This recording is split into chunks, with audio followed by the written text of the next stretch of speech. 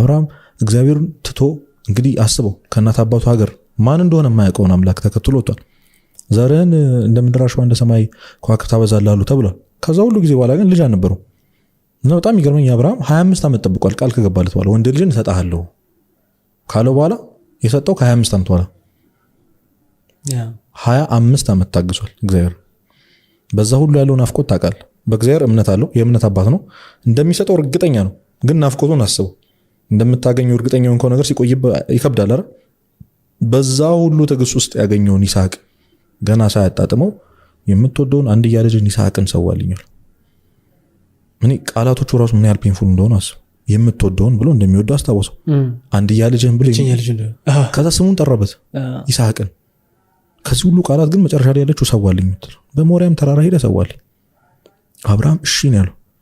ሎጂካሊ እንኳን ብናስበው እንዲህ ዘርህን እንደ ምድር አሸዋ እንደ ሰማይ ከዋክብት አበዛልህ ያልከኝ በልጅ ካልሆነ በምንድን ነው ብሎ መጠየቅ ይችል ነበር። አብርሃም በብዙ ጉዳዮች ከእግዚአብሔር ጋር ተከራክሯል። ቆሞ እንደ ሰው አውርቷል። እግዚአብሔር ሆይ አብርሃም እነሆኝ ብለው ፌስ ቱ ፌስ አውርተዋል። ምንም አላለም። እዚህ ጋር ሎጂካሊ መከራከር ይችል ነበር። እንደዚህ ያልከኝ በምን ልታረኝ? ሁለት ደግሞ ልትነሳኝ ነገር ለምን ሰጠኝ? እንዴ ቢቀርብኝ ስኒ ለምጄዋለሁ 100 ምናምን ዓመት ያለ ልጅ ቢቀርብኝስ የሁሉ ፈተና ነው የምታይ? እንደዚህ ማለት እየቻለ ኩዌሽን አላረገም። አስቡ። ለሳራ አልነገራትም። በማለዳ ተነስቶ ወጣ ይላል። ሬሳ እንኳን የኖረበት ቤት ነው ትንሽ ይቆይ ይባላል። ከልጅ ጋር ትንሽ ጊዜ ላሳልፍ እንኳን አለ። በማለዳ ተነስቶ ለሳራ ሳይነግራት ቢነግራት እሷ ለእግዚአብሔር ካላት ፍቅር ለይስሐቅ ያላት ፍቅር ስለሚበልጥ ታስተውለው ነበር። ያንን ስለሚያውቅ ይዞ ወጣ። 3 ፔንፉል የሆኑ ቀኖች አስብ። ሞሪያም ተራራ እስኪደርስ ድረስ 3 ቀን ይፈጀበት። 3 ቀን 3 ሌሊት ለአብርሃም ምን ያህል ከባድ እንደሚሆን አስበዋል። አንድ ቀን መሽቶ ሲነጋ ለሱ ልጁን ለመሰዋት በስለት ለእግዚአብሔር ለመሰዋት የሚወደው ልጁን 2 ቀን እየቀረው 2 ቀን ሲሞላ 1 ቀን እየቀረው ሌሊት ይሄን ይፈጦ ነው የሚያድረው። አባዬ ሲለው ኤቭሪ ስቴፕ ኦፍ ዘ ዌይ ያሰበው ነው። ልጁን የሆነ ነገር ሲያደርገው ሲያቅፈው ሲጠራው አባዬ ሲለው የነው ምን ሄዶ ሲለው በእነዚህ ሁሉ እሱ በጣም ፔንፉል ነበር። ዝም ብሎ ዋጥ ብሎ ለእግዚአብሔር ያለው ክብር ፍቅር ስለሚበልጥ ነበር። እዛ ሎሌዎቹን እዛው ተራራ ላይ እናንተ ቆዩኝ እኔና ልጄ እንመለሳለን አለ። ያውቃል እኮ ብቻውን እንደሚመለስ ግን እኔና ልጄ እንመለሳለን። እና እንደውም አባቶች ሲያስተምሩ ምንድነው የሚሉት እግዚአብሔር በሰዋለት እንኳን ወይ አስነስቶ ይሰጠኛል ወይ ለሌላ ይሰጠኛል ብሎ በጣም ነበር የሚያምነው በቃ እግዚአብሔር በዛ ሁሉና ይስሐቅ እንግዲህ የሚሰዋበትን እንጨት ተሸክሞ መውጣት ጀመረ። በእኔ በጣም የሚገርመኝ ቃል ከሁሉ መጽሐፍ ቅዱስ ቃል የሚገርመኝ ይሄ ነውና መሰዊያው አለ መስዋዕቱ የት አለ ብሎ ጠይቀው እንዲህ ሊደነግጥ እንደሚችሉ አስባል። በጣም ልጅህን ልትሰዋው ይሄድክ ማን ነው የሚሰዋው ሲል የአብርሃም መልስ መስዋዕቱን እግዚአብሔር ያዘጋጃል ነው። በሁሉ ነገር ውስጥ እግዚአብሔር ያውቃል እንደማለት በቃ እንደዚህ ቃል የሚሰጥ ነገር ምንም የምታውቀው ነገር ወደፊት እንደሚሆን እግዚአብሔር ያዘጋጃል። ሄደ ደረሰ። በጣም የሚገርምህ ይስሐቅ ገባው እሱ እንደሆነ መስዋዕቱ በቃ አወቀ። የሱ ታታሪነት ራሱ ይገርመኛል። አባቴ አይኔን አይተህ አዝነህልኝ ለእግዚአብሔር ካለመታዘዝ እንድትድን አይኔን እሰረኝ አለው። ይስሐቅ አይኔን አስረህ በሆዴ ይሉጣ እንዳታየኝ አይኔን አለው። ቢያኔ ነው ስለቱን ሲያነሳ እነሆ አብርሃም በልጅ አንዳች ነገር አታርግ ብሎ ከዛ በኋላ እጥፍ ድርብ የሆነ ቡራኪ ያንን ዘርህን አበዛለሁም ደግሞለት የሚባርኩን እባርካለሁ የሚረግሙን እረግማለሁ ብሎ ባረከው። ይህ ሁሉ ታሪክ ምንድን ነው? ጣጣ ሰጠው አይደል ይስሐቅን። ከምንም ነገር በላይ በምድር የሚፈልገው ከብቶቹን ሁሉ ነገር ማጣት ይችላል። አብርሃም ይስሐቅን በሚፈልገው ልክ ምንም ነገር አይፈልግም። በአብርሃም መንገድ ውስጥ ያሉት እግዚአብሔርና ይስሐቅ ናቸው። ግን በአብርሃም ህይወት ይበልጥ የነበረው እግዚአብሔር በጣም የሚወደው ነገር እያዘነ እንኳን ቢሆን እየተደሰተ ነበር። አብርሃም እያዘነ እንኳን ሳክሪፋይስ አድርጎታል። ይህ ሁሉ ዘመን የገነባውን ቢዝነስ እግዚአብሔር አንድ ቀን ተወልኝ ቢለ የመታው አቅሙ አለው። አቅሙ ሳይሆን እግዚአብሔርን በዛ ልክ የመውደድ ፍቅሩ አለው። ለዛ ነው መፍራት ያለብህ። ጌታ እንደውም እንትን አለች ይሄ ሀብታም መንግስተ ሰማያት ከሚገባ ግን በመርፌ ቀዳዳ ቢገባ ሚልካን ወደ ሚጋ ያወራበት ነበርና ፍቅሩ ነው። በቃ እውነት የገነባው ነገር የለፋበት ነገር መሆኑ ሳይሆን ውስጥህ ያለው ቦታ ያ ነገር ምን ያህል ግዙፍ ነው ነው ለትልቁ ጥያቄ እንጂ እንደሆነ እውነት እግዚአብሔር የኛም ሀብት በዛ ደረጃ ተውልኝ ብሎ ምንም የሚያደርግለትም እንኳን አይደለም።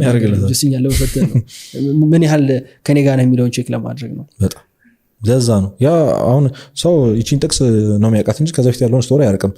ባለጸጋ መንግስተ ሰማያት ከሚገባ ግመል በመርፌ ቀዳዳ ቢያልፍ ይቀላል። በዛ በፊት እኮ መጥቶ እንድድን ምን ላድርግ ብሎታል እኮ ያ ባለጸጋ። ትእዛዛቴን ጠብቅ፣ ኧረ ትእዛዛትን ስጠብቅ ኖር ያለው እንግዲያውስ ያለን ሁሉ ሽጠህ ተከተለኝ ሲል መጽሐፍ ቅዱስ እንደ ያ ሰው ብዙ ንብረት ነበረውና እያዘነ ሄደ ነው የሚለው። ከዛ ነው ባለጸጋ በቃ መግባት አይቀልም የተባለው። ለባለጸጋ ከባድ ነው የተባለው ለመሰለ ከእግዚአብሔር በላይ ገንዘቡን ስለሚወድ እና ደግሞ ፈርስት እኔ እንደውም አንድ ሰው ቢዝነስ ሊጀምር ሲል ቆይ ከገንዘብ በላይ እግዚአብሔርን እወደዋለሁ ብሎ ነው መጠየቅ ያለበት። ይመጣል ይሁን አንተ መሰክር ነህ። ሰው ሀስል ካረገ የሰው ልጅ አቅሙ ምን ላይ ደረጃ እንደሚሆን አንተ መሰክር ነህ። ሰው በደንብ ከሰራ ኤለን መስክ የማይሆንበት ምንም ምክንያት የለም። ቢሊዮነር ማትሆንበት ምንም ምክንያት የለም። እሱ ለሰው ልጅ የተቻለ ነገር ከባዱ ነገር ከዛ ቢሊየንስ ዶላር በላይ እግዚአብሔርን ትወደዋለህ እንዴ? ምን እናውቃለን እኮ ተኝተህ እኮ ስለ ሹራብ ስታስብ እኮ ነው የምታድር። ያን ጫማ ምናምን እንደዚህ መኪና ቢኖረኝ ከዛ ጂ ፕላስ ምናምን ይሄ እኮ ነው ቺዝ የሚያደርገን እንዴ? የስልክ ዋልፐሩ እኮ ቤትና መኪና የሆነ ሰው እኮ አለ። እውነት ነው። የእህቶቻችንን ስልክ ጋላሪ ስትከፍት ምን አይነት ቀሚስና ጫማ እንዳለ ታውቃለህ? ምን ይመስላል? የእውነት ራስን መታዘብ ነው ያለብህ።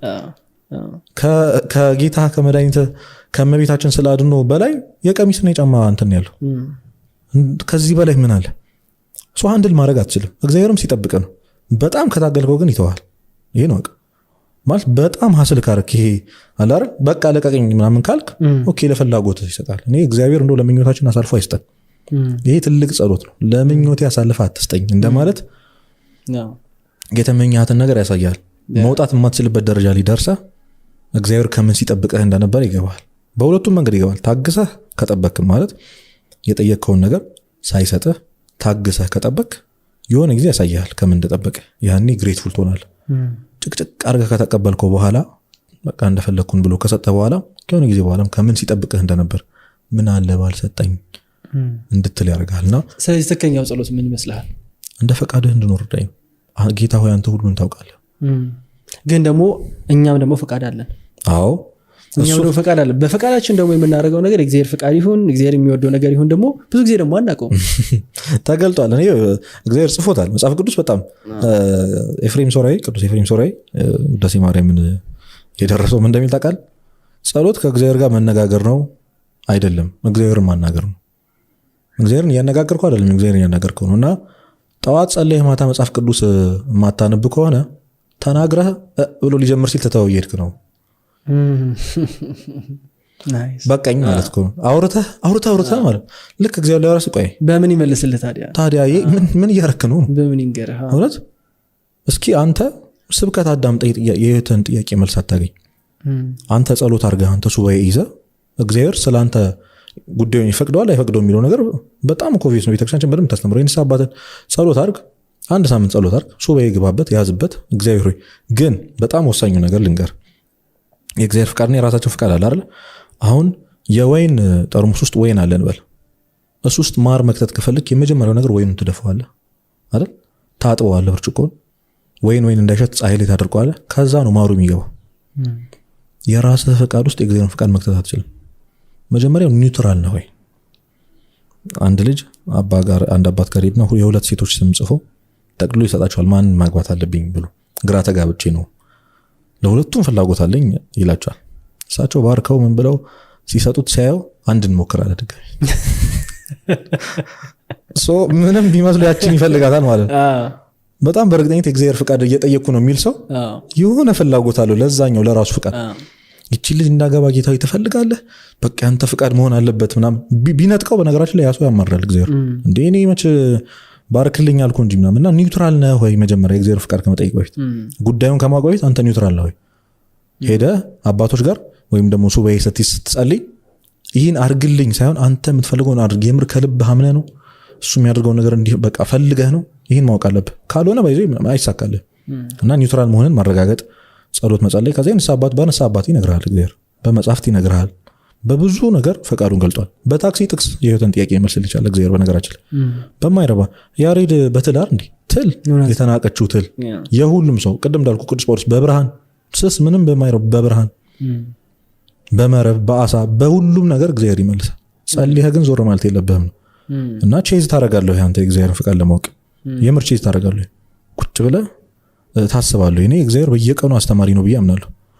ማታ ገብቶ ግን እግዚአብሔር ለመስማት ደግሞ ምን አስተማሪኝ ብሎ ማሰብ የኛ ድርሻ ነው። እግዚአብሔር በየቀኑ ይናገራል። በእውነት ታክሲ ውስጥ ስልክ የሚያወራ ሰው የሚያወራው ነገር ሰምተህ እኮ ልትለወጥ ትችላለህ። ከገባህ ኖቲስ ካረከው ካንተ ነው መሰለኝ የሰማሁት። በጣም ብዙ ቦታ ተጠቅማታለሁ። ሬድ ካር ኖቲስ የሚባለው ቲዮሪ ይገርመኛል። ለምንድን ነው ከዛ በኋላ አሁን አንድ ሰው እንደው ለኦዲየንሱ ግልጽ እንዲሆን በቲሸርት እናስበውና ዛሬ ስንት ቀይ ቲሸርት ያደረገ ሰው አይተሃል ቢባል አያስተውለው። ነገ ግን በእያንዳንዱ ቀይ ቲሸርት 500 ብር ሰጣለሁ ብትለው የአንድ ቀይ ቲሸርት ዋጋ 500 ብር ሆነ ማለት። እግዚአብሔር አስተማሪ ነው ብሎ የሚያምን ሰው ቁንጭ አይነቅም። በእውነት የእግዚአብሔርን ቸርነት ይገርመዋል፣ ይደነቃል። በቃ ሰውን እንደዚህ ታደርገው ዘንድ ሰው የሰው ልጅ ማን ነው ይላል። በአንተ ፊት ልክ እንደዚህ ቁንጫ ነን እኮ። አየህ ላይፍ ሌሰን ነው ብታስበውና የእግዚአብሔርን ፍቃድ ማወቂያ መንገዶች በጣም ብዙ ናቸው። እኛ ግን እውነቱን ለመናገር የአንተን ፍቃድ ስለሚነካብህ ነው ይኖር የምታደርገው ሳይግል ጥልቅ ቀርቶ አይደል እንጂ እንደውም ዲፕ ዳውን እናውቀዋለን። ባለፈው አንድ መጽሐፍ ላይ ያነበብኩት ነበር ይሄን ነገርና ይሄ ኃጢአትንም ኃጢአት የሚያደርገው ነገር ማወቃችን ነው አንዱ። ስለ እንትን አይደለም።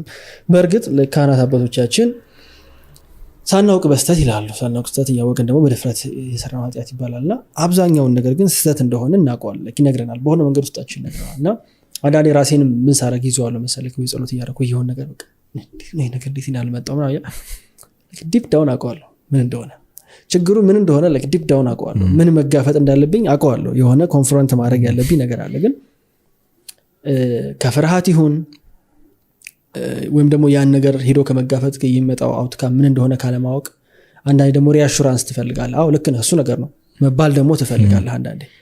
ከዛ ይሁን ነው እንጂ አብዛኛው የምንሰራቸው ስተት ወይም ጥሩ ወይም መጥፎ የሚባለው ነገር እኮ እናውቀዋለን አይደል? ይሄ ውስጣችንም ያለው ገት ፊሊንግ የምንለው ነገር በሳይንስም ይላሉ እዚህ ገታችን ላይ ያለው ኒውሮኖች አይ ቲንክ ወደ 200 ሚሊዮን አካባቢ የሚደርሱ ኒውሮኖች። ያ ማለት የአንድ ውሻ ጭንቅላት ነው እዚህ ውስጥ ያለው። አንድ ውሻ ማሰብ የሚችለውን ገት ፊሊንጋችን ፕሮሰስ ማድረግ ይችላል። ያ ማለት ኢንቱዊሽን አለን በሆነ መንገድ ይሄ ነገር ልክ ነው ይሄ ነገር መጥፎ ነው ብለን ማሰብ ይችላል። የሆነ ሰው ስራውን አቁሞ የሆነ ነገር መስራት እያሰበ ከሆነ ይነግረዋል በሆነ መንገድ ቆይ ታገስ ብሎ ይነግረው ይችላል። በሆነ ነገር ደግሞ ምንም አትሰራም እኮ እዚህ በቃ ወጣ ምናምን ብሎ ደግሞ ይነግረው ይችላልና ያንን እኔ ኢምፕላንት ያደረገው እግዚአብሔር ነው ብዬ ነው የማስበው። በሆነ መንገድ ያንን ቁጭ ብሎ ማዳመጥ ራሱ የሚገርም ነገር ነው። ሕገ ልቦና ብለህ መጣረው ነው ቤተክርስቲያን ከተጻፈው ሕግ በፊት ሕገ ልቦና ነበርና አዳምና ሙሴ እኮ የሚመሩት ከሙሴ በፊት የነበሩ ሰዎች ከአስርቱ ትእዛዛት በፊት እኮ በሕገ ልቦና ነው የሚመሩት። ምን ክፉ ምን ጥሩ ነገር እንደሆነ ልቦና ያውቃል። አንተ ገት ፊሊንግ ያልከው ያውቃል፣ ተክሎብሃል። የሰው ልጅ ውሃና እሳቱን ያውቃል፣ ምንም ይፈጠር ያውቃል። በነገራችን ላይ ግን ቅድም እንዳልኩ ሰው ራሱን ስላልካደ ራሱን የሚጠቅመውን ነገር ሁሉ ቼስ ስለሚያደርግ ያንን ነገር ኢግኖር ማድረግ አይፈልግም። የእግዚአብሔርን ድምፅ እስከመቼ ነው ኢግኖር የምናደርገው? በጣም በብዙ መንገድ ተናግሯል። ስለሚያጋጭህ ከራስ ጋር ቅድም እንዳልኩ ፔን ስላለው ብዙ ነገር ስለሚያከሽፍብህ መስማት አትፈልግም። ዳትስ ዋይ እየሸሸን ያለው በጣም በነገር ላይ ከባድ ቶፒክ ነው ያነሳነው። በተለይ ይሄ ከኢጎ ከጓደኞቼ ጋር ረጅም ጊዜ የምናወራበት ቶፒክ ቢኖር ይሄ ነውና ይሄ ኮንሽየስነስ የሚሉት አለ ዶክተር ጆርዳን ፒተርሰን እና ለነገሮች ኮንሽየስ መሆን ስትጀምር ከምንም በላይ ደግሞ ለነገሮች ሳይሆን ለራስህ ኮንሽየስ መሆን ስትጀምር የራስን አክሽኖች የራስን ንግግር ለምሳሌ ኢዩኤል እንደዚህ እያወራሁት ዳይሬክትሊ ስለኔ ህይወት እያወራ ከሆነ ፊት ለፊት እየቀጠቀጠኝ ከሆነ ምንድነው እየተሰማኛለሁ? እየጠላሁት ነው በውስጤ አክሴፕት እያደረግኩት ኮንሽየስ ሆናለሁ ለዛ ነገር። የሆነ ሰው ጋር እያወራሁኝ ኖርማል ኮንቨርሴሽን እኮ እያወራ ነው ወይ ያሞገሰኝ ወይ ደግሞ ክሪቲክስ የሰጠኝ በውስጤ የሆነ ማስበው ነገር አለ ስለዛ ሰው ኦልሬዲ ፒክቸር እያደረኩት ነገር እና ይሄ ኮንሽየስ ስትሆን ለምታስባቸው ነገሮች በጣም ነው ምን አይነት ክሬዚ የሆነ አይምሮ እንዳለን የሚገባህና ይሄ ኢጎይስ ዳይናሚ የሚል መጽሐፍ አለ። ለአብዛኛው ፕሮግረሳችን ለአብዛኛው በቃ ህይወታችን ሚዝራብል ብለን ለምናስባቸው ነገሮች በሙሉ ትልቁ ምንጩ ኢጎ ነው እና ከአንድ አይ ቲንክ ዲያቆን በረከት ጋር ይመስለኛል ቁጭ ብለን እያወራን ከመቤታችን አልኩት ከመቤታችን አይደለም እንደውም መረ ከክርስቶስ ነው እንጂ ክርስቶስ ምድር ላይ መጥቶ ካለ እኔ በቃ ክርስቶስ እንደ ሰው ይገርመኛል። ስለ እንደ ሰው እንዴት ነው አምላክ መሆኑ ሳይሆን ሰው መሆኑ በራሱ ይገርመኛል። እና እሺ በጣም እንደዛ አይነት ሰው ከሆነ ከክርስቶስ ምን እንማረው? አንዱ ትልቁ ነገር ምን ይመስላል ብዬ ነው ሌላው ነገር ሁሉ ቢቀር ትልቁ ነገር ምን ይመስላል አልኩት ትህትና፣ ሁምብልነት። ከዛ ትንሽ ካወራንበት በኋላ እኔ ምልሽ እያስብኩት ነበር ሀምብል መሆን ኢጎ መስበር በጣም ትልቅ ነገር ነው ማለት ነው። በጣም ያ መንገድ ከባድ ነው። ያ መንገድ በጣም ከባድ ነው እና ራስህን መያዝ እንደዚህ አይነት ነገር ስታስብ ከእግዚአብሔር ጋር ስትታገል ራስህን መያዝ በጣም ፈን የሆነ ግን በዛው ልክ ደግሞ በጣም የሚያስፈራ ኤክስፒሪየንስ ነው እና ሰው ቢሞክረው ብዬ እኔ ሪከመንድ የማደርገው ነገር ባለፈው እያወራንበት ነበር ለ10 ደቂቃ ኦር ለሆነ ያህል ጊዜ አትሊስት ጸሎት የምናደርግበት ጊዜ ላይ የኔ ኤክስፒሪየንስ ነው ይሄ ለሆነ ያህል ጊዜ ምን እንደማስበው አክቹሊ ላይክ የምጠይቀው ነገር ግን ሴንስ የሚሰጥ ነገር ነው። አንዳንዴ አሁን ጸሎቱ ዝም ብሎ እንትን ይሆናል እንዴት ነው ጸሎቱን ተሸመደና ሰላም ለኪ አቡነ ዘበሰማያት ከዛ በኋላ ኢቭን ከሰላም ለኪ በኋላ እስከ አቡነ ዘበሰማያት የምትላቸው ነገሮች ከመደጋገባቸው የተነሳ የለንም እኮ ዘቆም በፊት እናገለግል አንድ ዲያቆን ኢያሱ የሚባል ወንድማችን ነበርና ወዳሴ ማረግ እየደገም ሐሙስ ላይ ሲደርስ ነቃለሁ እንዴት ነው እዚህ የደረስኩት ሳይገባና በዚሁ ወደ ጥያቄ ልግባለህና ክርስትና ኤቭሪዴይ የሚኖር ህይወት ነው ኤቭሪዴይ ኤክሰርሳይዝ የምታደርገው ነገር ነውና በዚህ በጣም ቢዚ በሆነ ወርልድ ላይ ማንም ሰው እንዳልከው ኢጎን ብሬክ ማድረግ ከቻለ እውነት ኤቭሪዴይ እግዚአብሔርን እያሰበ የሚኖር ከሆነ እኔ ፐርሰናሊ ያምንበታለሁ እዚህ ምድር ላይ ሆኖ በጣም መጥፎ ሚዝራብል የሆነ እንትን ሊያሳልፍ አይችልም በቃ እግዚአብሔርን ካየ ምክንያቱም ለሰው ሊመስል ይችላል እሱ ያለበት ሲቹዌሽን መጥፎ እንደሆነ ግን ውስጥ ያለው ነገር እሱ ነው የሚያውቀውና እንዴት አንድ ሰው በዚህ ቢዚ በጣም በሆነ ወርልድ ላይ እንዴት ኤክሰርሳይዝ ሊያደርገው ይችላል ከእግዚአብሔር ጋር መኖር? the first thing is environment በቃ ኢንቫይሮንመንትን አስተካከል እኔ ሌላ ነገር ውስጥ መግባት አያስፈልግንም ብዬ አምናለሁ ሶ ኢንቫይሮንመንትን ካስተካከለ ከዛ በኋላ ያለው ነገር ይገባዋል ቀስ እያለ ሰንበት ቤት አንድ ኢንቫይሮንመንታችን ነበረችኛ ተጽዕኖውን ታውቀዋለህ ወደድክም ጠላህም ሳትፈልግ ትያዛለህ አንተ እና ከማን ጋር ነው እየዋለን ያለ ነው ምንድነው ስራ ቦታ ያለው ምንድነው የምታየው ምንድነው የምትሰማው ታትስ ዋይ በቃ ሁሉም ነገር ኢንፍሉዌንስ ይደረግበታል የሰዎች ባይዘ ሰው ኢንፍሉዌንስ እንዲያደርግ ነው የተፈጠረው ያንን ግላስ ግን ሰብረህ እስክትወጣ ድረስ ቢያንስ አብሮህ የሚታገል ሰው ያስፈልጋል በተለይ ደግሞ ጓደኞቻችን እኔ ጓደኛ ላይ ያለን አመለካከት በጣም መቀየር አለብን በቃ ባልንጀራ ነው እጅህን ጎትቶ ወደ እግዚአብሔር መስጥ በነገራችን ላይ እና ከማን ጋር ነው እየዋልክ ያለው the best question is ማን ነው አጠገብ ያለው ማጓደኞችህን ንገረኝ እኔ አንተ ማን እንደሆንክ እነግርሃለሁ ይባል ይላል በቃ አንተ ልክ ሳይንሱ እንደሚለው 5 ሰው አጠገብ ያለው 5 ሰዎች ማለት አንተ ነህ ማለት ነው ከቢሊየነር ጋር የሚውል ሰው ቢሊየነር ላይሆን አይችልም ማይንድሴቱ ምኑ ሁሉ ነገር እንደዛ ነው እና መታቸው ሰዎች አሉ አይደል ጎረቤትህ ለምሳሌ ምናምን ቅድም እንዳልኩ ኢጎን በቃ መስፈር የሚጀምረው ከዛ ነው ቅድም ትትና ስትነበር the best point እሱ ነው በቃ ትሁት መሆን አለበት ትሁት ሆነ ራስን ሰብረህ ለነዛ ሰዎች ራስን ለማስገዛት መጣር አለበት ለቤተ ክርስቲያን ለስርዓቷ ኢጎ እኮ ነው ሰው ምንድነው እንደዚህ ማብዛት ምናምን ምንድነው በዚህ ልክ ጾም ማብዛት ምናምን ቀለሉ እግዚአብሔር እንደዚህ አይነት አምላክ ነው እንዴ ምናምን ይላል ፍላጎቱ ስለሚገፋበት እኮ ኮምፎርቱን ስለሚነሳው ነው ስለሚጎትተው ነው ሰው እንደዚህ የሚለው በጣም ብዙ ነገር how to be a sinner የሚል መጽሐፍ አለ ሲነር ኦኬ በጣም ይገርም መጽሐፍ ነው እና እሱ ላይ ከሚያስቀምጣቸው 3 ካራክተሮች አንዱ እሱ ሙሉ ኮንሰፕቱ ኃጢአተኝነታችን እንዴት እንረዳው ነው እኔ ለማምጣት የፈለጉት አንደኛው ካራክተር ነው ምን ብሎ እንደሚያስፈታቃል እሰራለሁ ምን እላለሁ ምናምን ጥሩ ሰው ነኝ ኃጢአት አልሰራም ምናምን የሚል ማንነት አለ ከዛ ለምንድነው ሲኦል እንዴት መግባት እንዳለብኝ ለማወቅ እሁድ ቤተክርስቲያን የሚሄደው ማለት ሲኦል በምን መንገድ እንደምገባ ለመስማት ለምን ይሄዳል ቤተክርስቲያን ኦሬዲ አምኖ ተቀብሎት ማለት ነው እንደሚገባ ማለት በቃ ዝም ብዬ ልኑር ብሎ የሚያመሰዋል በቃ በዚህ ልክ አንድ ያምኖ ቁጭ ብሎ የእሁዱን የምኑን ነገር እነዚህ ስርዓቶቹን ምናምን መገፋት ምናምን ይቀርሰዋል በጣም በቃ በዚህ ልክ ማካበድ ምንድነው ምናምን የሚል ሰው እንደውም አንዴ የሲኦል ነገር ስታነሳ ምን ላይ እንደሰማሁት ሁሉ አላውቅም አይ ቲንክ አንድ መምህር እያስተማረ ነው መሰለኝ ከእናንተ መሀል እንትን የሚገባ ሲኦል የሚገባ እና ገነት የሚገባ ሲባል ገነት የሚገባ ላይ እጁን የሚያወጣ የለም ሁሉም ሰው የሚገባ ላይ እጁን የሚያወጣውና እኔም ራሴ ነው እዛ ላይ ተመልከቱት በጣም ገርሞኝ እኮ ነው አሁን ስታነሳው በዚህ ልክ ነው የተቀበልነው አሁን ተቀበለ እንዴ ኃጢአተኝነታችን የምንቀበልበት አስፔክት ልክ አይደለም እሱ ሌላ ኢሹ ነው ግን በጣም ብዙ ድራይቭ አድርጎናል ሰው ቀድሞ ተስፋ ይቆርጠብሷል ኧረ እኔ እባክህ ምናምን የሚል ሰው እና ሄደህ ራስን ሀምብል ሆነ ለዛ በመንፈሳዊ ህይወቱ በምትቀናበት ሰው ራስን አስገዛ ጓደኛ አድርገኝ በለው አይከብድም ጓደኛ አድርገኝ ብሎ መጠየቅ that's why value ያለው ነገር እንደሆነ ታውቀው ለዛ ጧት ቤተክርስቲያን ስትሄድ ቀስቀሰኝ በለው መጀመሪያ ኢንቫይሮንመንትን ለመቀየር ሞክር በቃ በጣም ኢንፍሉዌንስ የሚደረግብህ ሆነ ኦኬ መቀየር እንደምትፈልግ ንገራቸው ብቻህን አይደለም መነሳት ያለብህ እንሂድ ባካችሁ ቤተክርስቲያን በል ሪፊውዝ የሚያደርጉ ከሆነ አንተ ብቻህን ውጣ ተነጥለህ ውጣ የሆነ ቀን ተጽዕኖ ማድረግ የምትችልበት ጊዜ ስትደርስ ትመለሳለህ ወደ እነዚህ ሰዎች። በጸሎት እያሰብካቸው ግን ውጣ። በቃ በጣም ኢንቫይሮንመንታችን ማስተካከል አለብን። ያ ነው ድራይቭ ማድረግ ራስን ታገኘዋለህ። ገዳም ዝም ብሎ ከሚያዘወትር ጓደኛ ጋር ስትውል የሆነ ሰዓት ራስን በየቀኑ ጸሎት የሚያደርግ ሰው፣ ስንክሳር የሚያነብ ሰው፣ ገድል የቅዱሳን ገድል የሚያውቅ ሰው ምናምን ሆነ ትቀራለህ። አታውቀውም ምን አይነት ተጽዕኖ እንደመጣብና በጣም ወሳኙ ነገር ሰው ኢንቫይሮንመንቱ ማስተካከል ነው። ሰንበት ቤት ግቡ ወጣቶች። በቃ እኔ የምለው ይሄንን ነው። አይኑ ለሰንበት ቤት ያለው አስፔክት አሁን በጣም ብዙ ሰው ጥሩ አይደለም ምናምን እና ሴጣን ምን ይስራ ምን ሰርቶ ይብላ ይሄን እንድታስብ ካላረገ ምን ያርግ? አንዳንድ ሰው ቤተክርስቲያን ገብቶ እንደዚህ ኃጢአተኛ ከመሆን አረ ከውጪ ይሻላል ይላል። ሰው እንዴት ነው ሐኪም ቤት ውስጥ ገብቶ በሽተኛ ከመሆን እዛ ውጪ ሆኜ መታመም ይሻላል? አምቡላንስ እኮ ላይኖር ይችላል፣ አዳርስ ይችላል።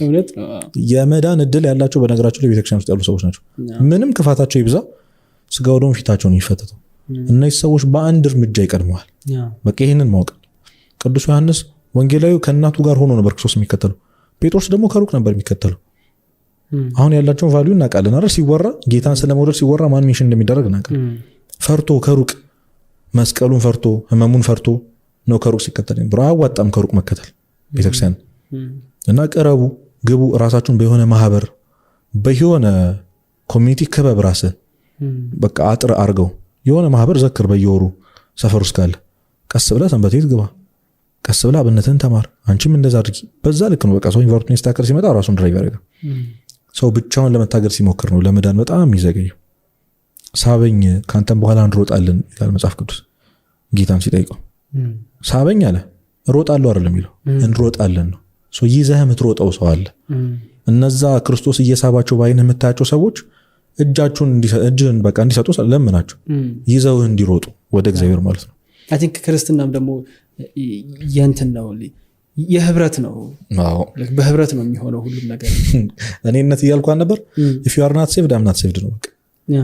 አሁንም ልድገምልህ ቅዱስ ዮሐንስ አፈወርቅ ስለ ወንድሙ መዳን የማይጨነቅ ሰው ድኗል ብዬ አላስብም እሱ ራሱ ይላል። እና አንድ ክርስቲያን ስለ አንድ ክርስቲያን መዳን ወይም ስለ ነፍሱ ሲኦል መግባትና ገነት መግባት መጨነቅ ከሚያቆም ፀሐይ ብርሃኗን መስጠት ብታቆም ይሻላል። ያን ያህል ቫልዩብል ነው። ፀሐይ ብርሃኗን መስጠት ብታቆም ይሻላል። ግዴታ ነው። ብቻህን የምትወርሰው መንግስተ ሰማያት የለም። ብቻህን የለም። ባህታውያን ምናምን ብትለኝ እነሱ ምን ያህል ለዚህ ሀገር እንደሚጸልዩ አንተ አታውቅም። ለአንተ እዚህ ልተኝተህ ለምትሆነው እዛ ራሳቸውን በበረሃ ሊያኖሩ ላሉት ባህታውያን ምን ያህል እንደሚጸልዩ አታውቅም። ቀደም እንዳልኩ ነው በቃ ሰው ውስጥ ያላገኘው እግዚአብሔር የትም አታገኙ። ክርስትና የህብረት ነው። እዛ ህብረት ውስጥ ለመግባት ሞክር ምናምን ታውቀዋለህ እኮ የሰንበት ህይወትን ታውቀዋለህ ምን ያህል ድራይቭ እንደሚያደርግ አታውቀው። አንተ ኮንሽስ ሳትሆን ነው የሚቀይር። ሙሉ ለሙሉ ኮምፕሊትሊ ኮንሽስ ሳትሆን ወዴት እየሄድክ እንደሆነ ሳታውቅ ዘለህ የሆነ ሰው ራስን መድረክ ላይ እየዘመርክ ልታገኘው ይችላል። ስጋው ደግሞ እየተቀበልክ ታገኘው። በጣም ከባድ የሆነብህ እንዳገት እግዚአብሔር አብቅቶ ለዛ ልደርስ ይችላል። እና የመጀመሪያው ነገር ኢንቫይሮንመንት አስተካክል ነው። ሌላ ሁሉ የምናውቀው ነው። እኔ ብዙ መዘርዘር አይጠበቅብኝም። ኢንቫይሮንመንት ውስጥ ከገቡ ታውቁታላችሁ። ቀጣዩን ስቴፕ ራሱ እግዚአብሔር ግቢ ውስጥ መግባት ነው። ግባ በቃ እንትን አለው መሰለኝ ስቴጅም አለው። በእርግጥ ለምሳሌ አሁን ኮምፕሊትሊ ወደ መጀመሪያው ታሪክ ልመለሰሽ እና በህይወት በጣም አንዳንዴ የኛን ችግሮች ቀላል እንደሆኑ እንድናስተውል ከሚያደርጉ ነገሮች መካከል አንዱ ሌላ ሰው እየገጠመው ያለውን ችግር መስማት ነው። እና አንዳንዴ አሁን በቃ እኔ በዚህ የተፈተንኩ በቅድም እያልኩ ነበረ እንዲህ አይነት ችግር እየገጠመኝ በቃ እንዲህ ይሆንኩኝ ይሄ አቃተኝ ይሄ ከበደኝ ምናምን ስል አሃ የሆነ ድምጽ ነው ከውስጥ የመጣው ማለት በቃ አቅምህ ይሄ ነው እችናት ያንተ እንትን ኦኬ ያሁን ኢጎዬን መልሶ ይነካዋል። ስለዚህ አይ በቃ ጊዜ ደግሞ ከዚህ በላይ ነው ያደረገኝ ነው ከዚህ በላይ ደግሞ እችላለሁና በሆነ አጋጣሚ ግን ከሰዎች ጋር ኢንተራክት ስናደርግ በተለይ ደግሞ እንትን ላይ ስትወጣ መድረክ ላይ ስትወጣ ሰውን እንዲህ ማስተማር የሆነ ኢንፎርሜሽን መስጠት ስትጀምር ሰው የሆነ ቦታ ላይ ነው የሚያስቀምጥህ እና በጣም መጥፎ በተለይ ደግሞ በዚህ እንቅስቃሴ በዚህ ስራ ላይ በጣም መጥፎ ነገር ሰው ካስቀመጠህ በታች መኖር ነው። የተገላቢጦሽ ነው መሆን መቻል ያለበት። ሰው እዚህ ጋር ያስቀምጠኝ እኔ ግን ኑሮ እዚህ ጋር ይሁን በቃ የስራ እውቀቴ ከሆነ የቢዝነስ እውቀቴ ከሆነ ሰው እዚህ ጋር ነው የሚያስበኝ እኔ ግን ይሄን ያህል ማቀው ይሄ ጋፕ ካልሰፋ በስተቀር እየጠበበ መጥቶ ካለፈ የሰው ኤክስፔክቴሽን ከኔ ኑሮ በላይ ከሆነ በጣም ነው ሚዝራብል መሆን እና አንዳንዴ ሁሉም ሰው ኤክስፒሪየንስ ያደርገው ይመስለኛል። በተለይ ደግሞ ኮንቴንት ለመስራት ሰው ለማስተማር ሊሆን ነገር ለመስጠት ይወጣ ሰው ቢኖር ሰው ለሁሉም ችግሮቹ መፍትሄ በቃ ኢዩኤል ጋር ያለ ይመስለዋል። ለሁሉም ችግሮቹ መፍትሄ ፈለግ ዲፕረስ ሆኖ ራሱን ያጠፋ ከሆነ አንተ ልትነግረው የምትችለው በዛች ሞመንት በጣም ሊሚትድ ነገር ነው። እኔ ቅድም በጣም የገረመኝ ነገር በአንድ ቴክስት በሁለት ቴክስት ሰው ሲመለስ እነዚህ ሰዎች እውነት ምን ነበር ሲፈልጉ የነበረው መጀመሪያው? እውነት የቃሉ ትልቅነት ሊሆን ይችላል፣ እግዚአብሔር በዛ ቃል ላይ እኮ እየሰራ ሊሆን ይችላል። ያ ብቻ ግን ሳይሆን ሆነም ቀረም ግን የእድሜ ልክ እንትናቸው ችግሮቻቸው ሁሉ ተገፍተው መጥተው ራስን ማጥፋት በጣም ትልቅ ውሳኔ ነው። እዛ ጋር ካደረሰ ከዛ ሊመለስህ የሚችለው ነገር እንዴት ቀላል ይሆናል? በጣም ትልቅ ነገር ነው ብዬ ነበር ነው ኤክስፔክት የማደርገው። እና አንዳንዴ ሰው ያለፈበትን ነገር ስንሰማ ምን ያህል ችግሮቻችን በሙሉ ቀላል እንደሆኑ ይገባናልና ችግር ውስጥ ነው ያለሁት፣ ፈተና ውስጥ ነው ያለሁት፣ መከራ ውስጥ ነው ያለሁት ብሎ የሚያስብ ሰው የሚያጽናናው የእግዚአብሔር ቃል እንዴትስ ፈልጎ ማግኘት ይችላል? ቢካዝ ቤተክርስቲያን ሄዶ ጉባኤ መሳተፍ ጠፍቶት አይሆንም። ያ ሰው ሆስፒታል ቁጭ ብሎም እያዳመጠም ሊሆን ይችላል። እዛው ሆኖም ግን ስቲል ችግር ውስጥ ነው ያለው፣ አልተመለሰም። እና እንዴት ከነዛ ችግሮቹ እንዲቀሉለት ሊሆን ይችላል? አይ ቲንክ ከችግሩ በላይ አቴንሽን መፈለጉ ይበልጥ ይመስለኛል። ሰው እንደ ፍጡር ነው ማለት ናቹራሊ እንዲታዘንለት ይፈልጋል። ፊሊንጉ ናቹራል ነው። የሆነ ጊዜ የሆነ ቦታ ብየዋለሁ፣ እንዲታዘንልህ መፈለግ ናቹራል ነው። ግን ማን እንዲያዝንልህ ነው እየፈለግ ያለው ነው? አንተ ቢዮንድ ደሰው ከሰው በኋላ ያለውን እግዚአብሔር የማይዳበሰውን የማይታየውን እግዚአብሔር ተስፋ ማድረግ ካልቻልክ የማይታመነውን ሰው እንዴት ነው ተስፋ የምታደርገው? እኔ መጽሐፍ ቅዱስ እጅህ ላይ ያለ ሰው እንዴት ትጠይቃለህ? ማለት ማንበብ እየቻልክ ማድረግ እየቻልክ የቅዱሳን አባቶች ገድላት ድርሳናት የተጻፉበት ምክንያት ምን ይመስላል? የቅዱሳን ጀግንነት ምናምን እኮ እንድናይ አይደለም እኮ። በዚህም ይታለፋል። ሰው በመንኮራኩር ተፈጅቶ እንደ ቅዱስ ጊዮርጊስ ስጋው በሜዳ ላይ ተዘርቶ መነሳትም ይችላል ነው። እንኳን አንተ ዲፕረስድ ምናምን ሆነ አይደለም እንዲህ ተከትክተህም ትነሳለህ። ይህ ሁሉ እኮ መማሪያ። ሰው በአንድ እግሩ 7 ዓመት መጸለይ ይችላል። አይገባም? ገብቷል? የተጻፈው እንደዛ ነው ማለት የሰው ልጅ ሊሚት የለውም ሲጀምር። በቃ ፒኮ አምላክን አለመሆን ነው። መምሰል አለ፣ ክርስቶስን መምሰል አስበው። በቃ ያንን ማወቅ አለብህ። ሊሚት እስከዛ ነው። ምንም ነገር እንድታሸንፍ ተደርገህ የተፈጠርክ ፍጡር ነው። እና አንደኛ ቆሮንቶስ ምዕራፍ 10 ላይ ራሱ ተናግሯል ክርስቶስ ለሰው ሁሉ ከሚሆነው በላይ እናንተ ላይ አልሆነባችሁ። ለሰው ሁሉ ከሚሆነው በላይ እናንተ አልሆነባችሁ። በጣም ሰው ላይ ያልደረሰ መከራ አንተ ላይ አልመጣም። አዲስ ነገር የለም፣ ከዛ በታች አዲስ ነገር የለም ያለው ሰለሞን ይገርመኛል። እኔ መጽሐፈ መክብብ ለሁሉም ሰው ሪኮመንድ የሚያደርገው አንድ ጓደኛዬ ይለኛል፣ ሳዝንም ስከፋም መጽሐፈ መክብብ ነው ማነበው። ለምን? ሁሉም ነገር እንደሚያልፍ ስለሚነግረኝ፣ ከንቱ እንደሆነ ስለሚነግረኝ ይላል። እና ያደረጋቸውን እያንዳንዷን ነገር ሜንሽን ያደርጋል። በቃ ግንብም ሰራው፣ ገንዘብም አካበትኩ፣ እንቁባቶቹም ነሩኝ፣ ሴቶችም የሚመኘውን ሁሉ አደረኩኝ፣ ግን ሁሉ ከንቱ የሁሉ ከንቱ አለ። ሰለሞን ይህን የጻፈው ለምን ይመስላል? አትሳሳቱ እንደኔ ጅል አትሁኑ እያለኩ ይሄ ሁሉ በቃ ቼዝ አታርግ፣ እኔ ልንገርህ መንገዱን ሳትጀምረው ካልቀመስኩት አትበል። በቃ ከንቱ ነው፣ ነፋስን እንደመከተል ነው። ነፋስ ወዴት ነው የሚሄደው? ግራ ስትጋባ ነው ትኖር። እና እነዚህ ሁሉ ኤክስፒሪየንሶች እኛ ቤተክርስቲያን እንግዲህ 2000 አይነት መጽሐፍ አለ። 2000 መጽሐፍ አይደለም አይነት፣ በስሩ በጣም ብዙ ማለት ነው። ወንጌል ካልክ የመጀመር በጣም ብዙ አለ። ልክ እንደዛ ማለት በአይነቱ 2000 ያላት በጣም የመጀመሪያው ነገር ይሄ ወጣትም ይሄ ህዝብ መጽሐፍ አያነብም። እውነት ነው። መጽሐፍ ካልቸራችን በጣም ተወርቷል። የሚገባ ማንበብ ከጀመርኩ በኋላ ነው። በነገራችን ላይ በተለይ ደግሞ መንፈሳዊ መጽሐፍት በቃ ያልተለመዱት ነው። እኔ ፊክሽን የሚያነብሰው ግራ ነው የሚያጋባኝ። በእውነት ይቅርታ አድርግልኝ፣ በጣም አድናቂ ሊሆን ይችላለሁ ምናምን ልብ ወለድ የሚጽፉትን ሰዎች እንተ ማለት ሳይሆን ምንድን ነው እያደረክ ያለው? ቁጭ ብለህ የህይወትን ጥያቄ ሳትመልስ የሆነ ካራክተር ሲያስለቅስና ስትስቅ ትኖራለህ። ትንሽ አይከብድም? የሌለ ሰው እየተከተልክ ሙሉ መጽሐፍ እና በጣም ለእኛ አቅም እንዲሆን ለጀማሪ እንዲሆን የተጻፉ ብዙ ደራሲያን በተለይ በዚህ ወቅት የመጡ በጣም የሚገራርሙ ደራሲያን መንፈሳዊ ደራሲያን መጥተዋል። የህይወትን ጥያቄ ይመልሱልህ ቁጭ ብለህ። እኔ እንዴት ዘመን እንደሚሻገር በጣም ይገርመኛል። እነ ቅዱስ አፈወርቅ በ347 ዓመተ ምህረት የነበሩ ሰዎች ናቸው። 347 1700 ምናምን ዓመት ማለት ይዛሬ ይሄው እስካሁን ቅዱስ አፈወርቅ ብለነው አልጨርስም። በወሬው መሃል የምትሰማኝ ስለ ሁሉም ነገር እሱ ስላለ ነው። ይገርመኛል። እኔ አሁን የሆነ ነገር ላወራ ስል ቅዱስ አፈወርቅ ብሎታል። ከራሴ የማመጣው ነገር የለም። ቅዳሴው ላይ እነ ቅዱስ ኤፍሬም፣ እነ ቅዱስ ጎርጎርዮስ፣ እነ ባስልዮስ ብታያቸው ሁሉም 1000 ምናምን ዓመት የሚሻገር ቃል ያስተማሩት ለምን ይመስላል? ምን ያህል ፓወርፉል እንደሆነ የምታውቀው በዛው።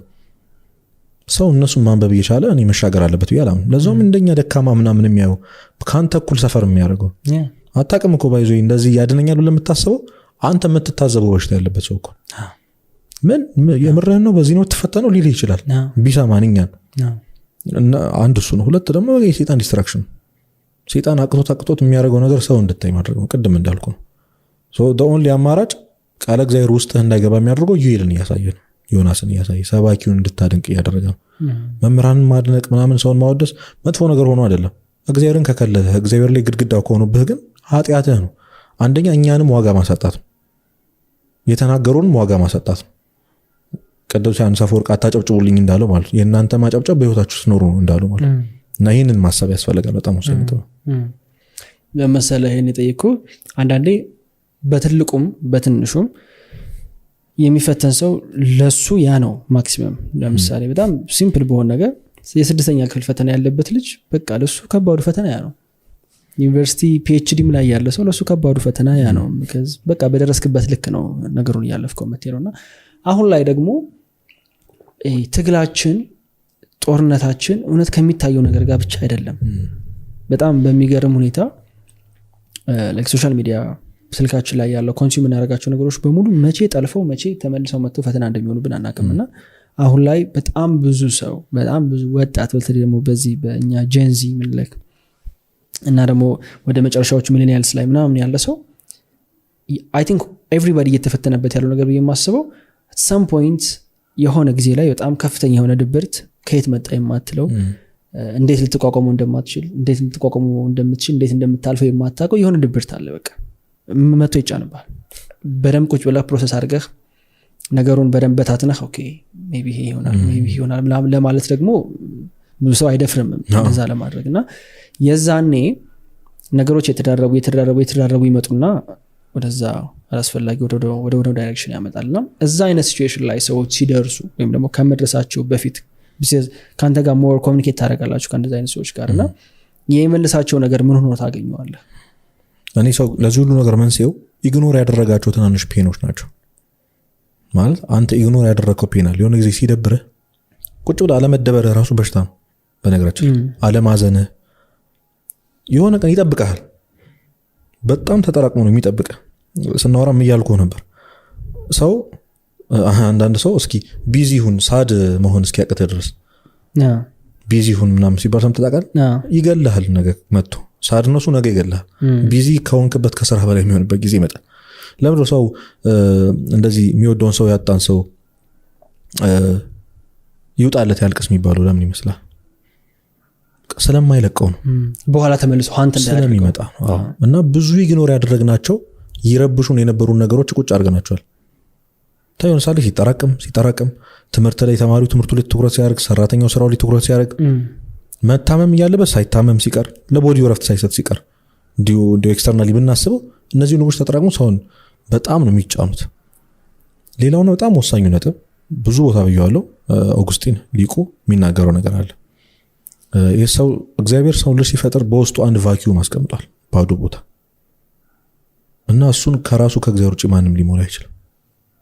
ሰው በጣም ቼዝ እያደረገ ያለው ያንን ባዶነት መኪና መግዛት የሚሞላው እየመሰለው ነው። ቤት መግዛት፣ ደሞዝ መቀበል፣ ስራ ማግኘት፣ ስራ የሌለው ሰው ስራ ማግኘቱ አቺ ማድረግ ልክ የተማሩ ግራጁዌት በቃ ልክ ግራጁዌት ሳደርግ ነው እኔ ማርፈው ይላል አይደል?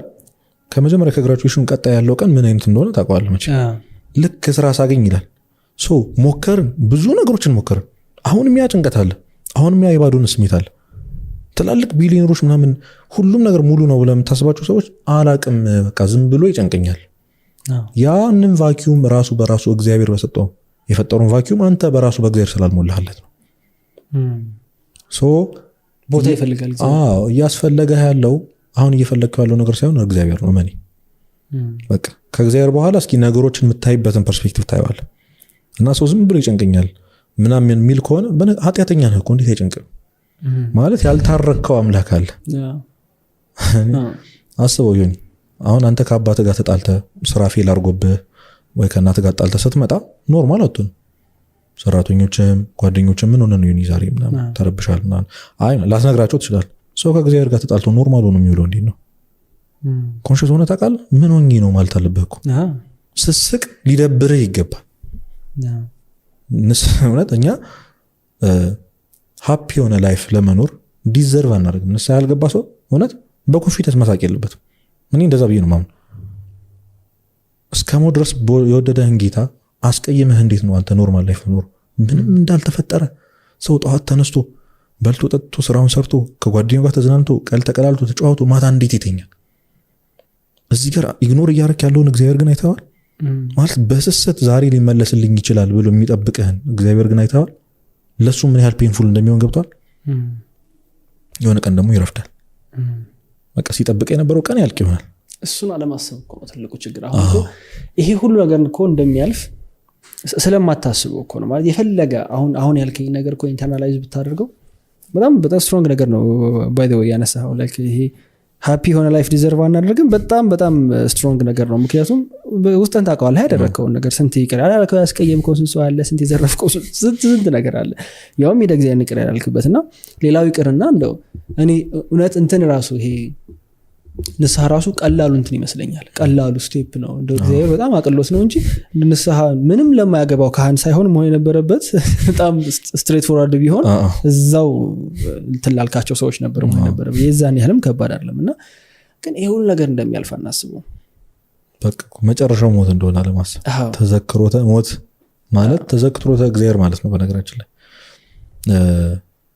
ከመሞት በፊት እንዳትሞት ከሞት በኋላ እንዳትሞት ከመሞት በፊት ሞት ይላሉ አባቶች መግደል አለብህ ራስህን እዚህ መጨረስ አለብህ ህይወት እንደሌለ ሊኖር ይገባል አሁን እየኖርን ያለነው ውሸት ነው ህይወት ከሞት በኋላ ያለው ህይወት ነው ማወቅ አለብህ ይሄንን ያወቀ ሰው እና አሁን ቅድም ያልካቸው ሰዎች ምን ሆኜ ነው እንደዚህ መሆነው ካልከኝ ያን ባዶነት በእግዚአብሔር ስላልሞላው ነው እግዚአብሔርን ስላስቀየምክ ነው ሰው በ40 እና በ80 መንፈስ ቅዱስን ሲቀበል ኦርቶዶክስ ይሆናል አይደል የእግዚአብሔር ልጅነትን በጸጋ ያገኛል ያ ማለት የእግዚአብሔር ረድኤት አይርቀውም ማለት አይደለም ማለት መንፈሳዊ ሰዎች ወይም ደግሞ ከእግዚአብሔር ጋር ያሉ ሰዎች የሚሰማቸውን ሰላም የሚሰማቸውን ፒስ ነገሮች ሁሉ ሚዝረብል ሆኖ ከፊታቸው ፈገግታ አታጣም በቃ ግራ ትጋባለህ ቅዱሳን ስታያቸው ምንድነው ምናምን የሚሉ ለመከራ ለፈተና ያላቸው አመለካከት የተቀየረው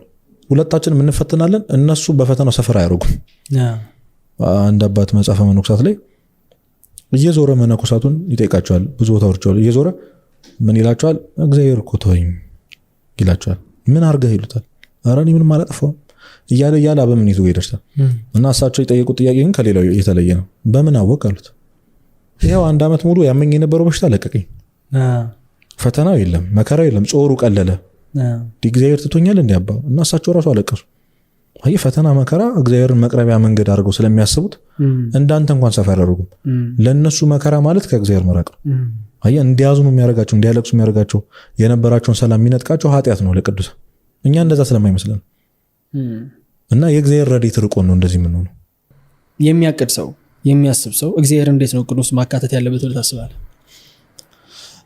ሶስት ነገሮች ነው ያሉት ትላንት ዛሬና ነገ እኔ ማቀድ ችግር የለውም ቤተክርስቲያናችንም አትከለክልም ታቀዳለች ሁሉ ነገር ራሷ አቀድ ነው ማለት ያለቀ ጉዳይ ነው እሷ ነገ ምን እንደምታረግ ታቀዳለች ከነገ ወዲያ ምን እንደምታረግ ታቀዳለች ቤተክርስቲያን ምን እንደሚቀደስ ምን ቅዳሴ እንደሚቀደስ ምን ማህሌት እንደሚቆም ምን ወረብ እንደሚባል የታወቀ ነው ያለቀ ጉዳይ እና የሚከለከል ነገር አይደለም ግን ነገን ማቀደህን የምታቀዳቸው እቅዶች ዛሬን እንዳትኖር የሚያርጉ ከሆነ ትክክለኛ እቅድ አይደለም ዛሬን ከመኖር የሚገድቡ እቅዶች መሆን የለባቸውም ዛሬ እንዳትበላ የሚያረግህ ነገ የምትቆጥበው ገንዘብ ሊኖር አይገባም ይሄን ማወቅ አለብህ ዛሬን አንተን አስርቦ ስለነገ እንድታስብ ስለነገ ጥጋብህ እንድታስብ የሚያርግ እቅድ ልክ አይደል ዛሬን ከመኖር ማለት ዛሬን ፕሬዘንት ሆነ ከመኖር ዛሬ የመዳን ቀን ዛሬ ነው እንደተባለ ዛሬ ንስሐ ከመግባት ዛሬ ስጋው ከመቀበል የሚከለክልህ እቅድ መሆን የለበትም የዛሬ 5 ዓመት አቺቭ ለማድረግ የምታስበው ነገር ያው ዞሮ ላቀድከው ነገር ሳክሪፋይስ የምታደርጋቸው ነገሮች አሉ ሳክሪፋይስ የምታደርጋቸው ነገሮች ግን ዛሬን መሆን የለበትም እና ለስንት ነገ ዛሬን ረግጠናልኛ ነገ እንደውለታለን ብለን ያጣነው ስንት ሰው አለ በጣም ነገ ንስሐ ገባለሁ ብሎ ተኛ በዛው ቀረ ይባላል እነዚህ እቅዶች አይደሉም ነገ ንስሐ ገባለሁ እቅድ መሆን የለበትም ነገ ስጋው ደግሞ ቀባለሁ እቅድ መሆን የለበትም ነገ በላለሁ እቅድ አይሆንም ነገ ጓደኞቼን እጠቅማለሁ፣ ነገ ቤተሰቤን አስባለሁ፣ እቅድ አይሆን። ስራህን ልታቅድ ይችላል። ነገ እንዲያደርጋለሁ፣ እሺ ባታደርገው፣ ዛሬ ባታደርገው የሚያጎልህ ነገር የለም አይደል? ለምሳሌ በሳምንት 3 ቀን ጂም የሚገባ ሰው አሰበን በል ሰኞ፣ ሮብ፣ ዓርብ ነው ጂም የምገባው አለ።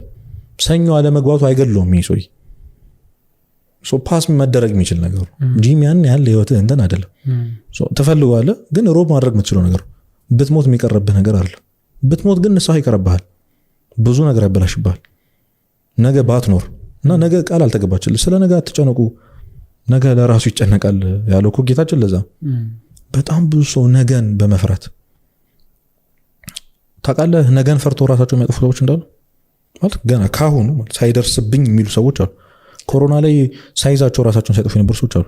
ኮሮና ይዞኝ ቫይረሱ ይዞኝ ከምሰቃይ ብለው ራሳቸውን ከፎቅ ሲጥሉ የነበሩ ሰዎች አሉ፣ ያልሆነውን በመፍራት። በዚህ ጊዜ ደግሞ ያው እንደምናውቀው እንደ ነገ የሚያስፈራ ነገር የለም። በጣም ነገሮች ሁሉ ዲጂታላይዝድ እየሆኑ ነው። ወጣቱ ስራ የሚያገኝበት ኦፖርቹኒቲ በጣም እያነሰ ነው።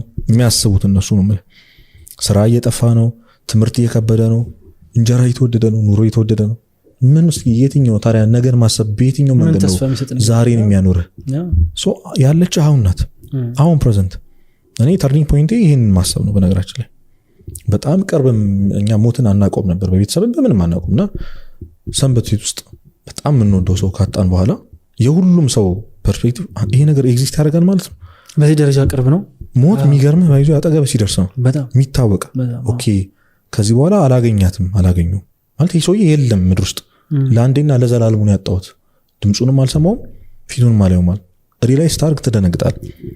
እና በዛ መሀል ነው በቃ አንድ ታሪክ አየውና ግራ ገባኝ። የቅዱስ ዮሐንስ ወንጌላዊ ቤተክርስቲያናችን ቁጽረ ገጽ ብላ ነው የምጠራው። ፊቱ ኩምትር ያለ ነው፣ የተኮሳተረ ነው። የጌታችን ስጋ በቃ ስቃይ ስላየ ትራውማቲዝድ ሆኗል። ሊስቅ አይችልም።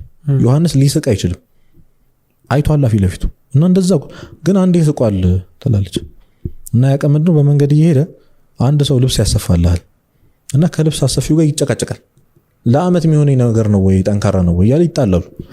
እና ዮሐንስ ያዋል ንጻሬ መላእክት ላይ ስለደረሰ መላእክት ይገለጡለት ስለነበረ አንድ መላእክት ገልጦ ይሄ ሰው ነገ ጧት ነው የሚሞተው አሉ።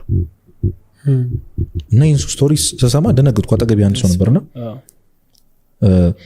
እንዳጋጣሚ ሆኖ አጠገቤ ያለው ሰው በቃ ጥሩ ሁኔታ ላይ አልነበርኩም ምናምን ሲጠይቀኝ አጫጭር መልስ ነው መልስለት ምናምን ደነገጥኩ። ለምሳሌ እንዴ ይሄ ሰውዬ ነገ ጧት ቢሞት ምንድነው የምለው? ኦኬ the last time የነበረን ኤክስፒሪየንስ ምን ነበር ከሱ?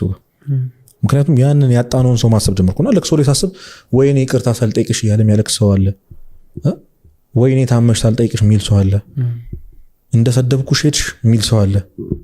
ትዝ አለኝና ኦኬ ሰው ለካ ነገም ሊሞት ይችላል። እና ሁሉንም እየዞሩ ማቀፍ the last time የምትናጋገረው ነገር አንተ እንድትቆጭ ማድረግ የለበትም። ከሰው ጋር ያለ ኤክስፒሪየንስ እንደዛ መሆን የለበትም። ሰውን ስታገኘው ነገ እንደማታገኘው አድርገህ የመጨረሻ ጊዜ እንደሆነ አድርገህ አስባጊ የእውነት ክርስቲያን ትሆናለህ። ከዛ በኋላ ማስቀየም አትፈልግም፣ ትንሽ እንዲቀየምም አትፈልግም። ነገሮችን ቶሎ አስተካክለህ ነው የምትሄደው። ጊልቲነሱንም አትችለው። ከዛ ራስስ ነገ እንደሚሞት ሰው ነው የሚሰሩ። ትልቁ ጥያቄ አያርግብና ዛሬ ብንሞትና እግዚአብሔር ፊት ብንሄድ እኔ እግዚአብሔር እስከ ዛሬ የሰራውን ኃጢአት ሁሉ ይቅር ብያለሁ፣ ግን በዛሬው ውሎ ብቻ ልፍረድብህ ቢል ራሱ በዛሬው ውሎ እውነት መንግስት የሚያስመስግበው ውሎ ነው ያልከው። በጣም የምተኛበትን ሰዓት ቀንሰህ እንኳን 16 ሰዓት ምናምን ብንል ሰው በ16 ሰዓት የሚያድነውን ነገር ማድረግ ያቅቷል። አንድ ቀን እኮ ነው ላይክ አንድ ቀን በጣም ትንሽ ናት። ከብዙ ዓመታት ከኖርከው 20 ምናምን ዓመታት እግዚአብሔር አንድን ቀን ልቁጠርልህ ቢልህን እንኳን የሚቆጠርልን ነገር የለም። ያንን ማሰብ ሁሉም ነገር በቃ እንደሚሆን እንደሚያልቅ ማወቅ ትልቅ ነገር ነው። ከሞት በኋላ ያለው ህይወት እና አባቶች ያስረዱ ይህችን ብቻ ምሳሌ ልናገር። ነፍሰ ጡር እኛ ነፍሰ በቃ ዓለም የሆነች ነፍሰ ጡር ሴት ናት ብለህ አስብ እና 9 ወር እንደሚቆይ ህፃን ነኝ እየኖርክ ያለው 8 ወር ከ29 ቀን እንደቀረው ሰው ነው። እና እንዴት ነው የእናትህ ሆድ ውስጥ አንተ ህፃን ስለመግባት የምታስበው? ህፃን ስለመገንባት ምናምን በጣም ሞኝነት አይደል? ሊወጣ እኮ ነው ማለት ለአንዴና ለዘላለም የማይመለስበት የእናቱ ሆድ ውስጥ ስለ 5 ዓመት እቅድ ማቀድ ሞኝነት ነው። ማቀድ ያለበት የሰው ምንድን ነው? ከተወለድኩ በኋላ እንዲሆናለሁ እና ዓለም አመጣህ በሞት ተወልደሃለች። ወዴት? ወደ ዘላለማዊ ህይወት ወደማያልቀው ማለት ነው። ለዛ ነው ፕላን መደረግ ያለበት። እና ቅድም እንዳልኩ ኢንቴንሽን ነው።